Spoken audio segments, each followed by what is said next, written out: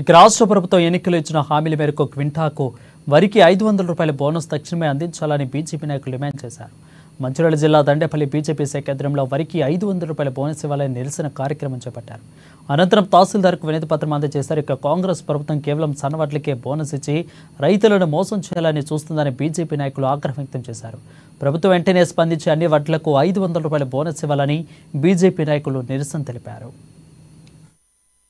తెలంగాణ రాష్ట్రంలో కాంగ్రెస్ పార్టీ అధికారంలోకి రాకముందు కల్లోకొల్లి మాటలు చెప్పి వారు వాగ్దానాలు చేసి ఇక్కడ ప్రజలను మోసం చేసి ఇవాళ రైతులందరికీ కూడా వడ్లకు 500 బోనస్ ఇస్తామని చెప్పి ఇప్పుడు తీరా నిన్న వాళ్ళు ఒక ప్రకటన ఏం చేశారంటే ఓన్లీ సన్న పట్లకు మాత్రమే 500 బోనస్ ఇస్తామని చెప్పడం ఇది అన్యాయం అని చెప్పి ఇలా దండేపల్లి మండల బీజేపీ మండల పార్టీ శాఖ తరఫున మేము తీవ్రంగా ఖండిస్తూ ఇక్కడ ఈరోజు నిరసన కార్యక్రమాన్ని ఏర్పాటు చేసి ఇక్కడ మన దండేపల్లి తహసీల్దార్ గారికి కూడా ఎన్నికలకు ముందు ఈ ప్రభుత్వం ఏదైతే సన్నవరం దొడ్డు రకం కాకుండా 500 బోనస్ అన్న రోజు ఏదైతే చెప్పిందో అదే పార్టీకి సంబంధించిన మంత్రి గారు ఏమన్నారంటే ఓన్లీ సన్న రకానికి మాత్రమే 500 అన్నారు.